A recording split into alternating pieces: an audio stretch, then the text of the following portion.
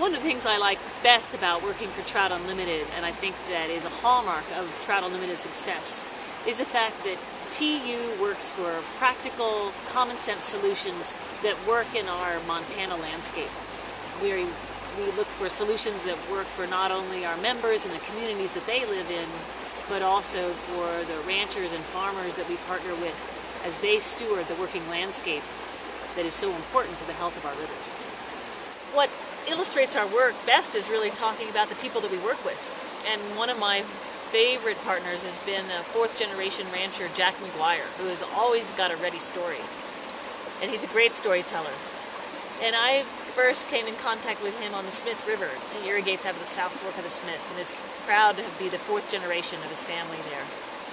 And the South Fork of the Smith had never failed his family. It had run even through the Dust Bowl years of the 1930s, until new groundwater pumping went in just upstream of his ranch. Then the South Fork went dry. And that's when Jack McGuire realized he had a bigger problem than he could solve himself. As he told me, I knew I needed a scientist, a hydrologist, I needed lawyers, I needed to be able to get into the press, I needed to talk to the governor. He goes, I needed all of that. And when I partnered with Trout Unlimited, we were able to bring all those aspects to bear to his story about how the groundwater pumping had dried up his water rights on the South Fork of the Smith for the first time. And in fact, we took Jack McGuire's story in integrating groundwater and surface water not only all the way to the Montana legislature and the Montana Supreme Court, but all the way to the Congress.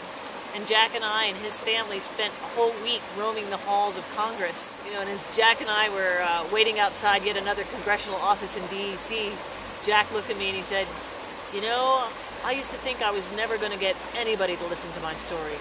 And now I've told my story so many times, I'm plumb talked out.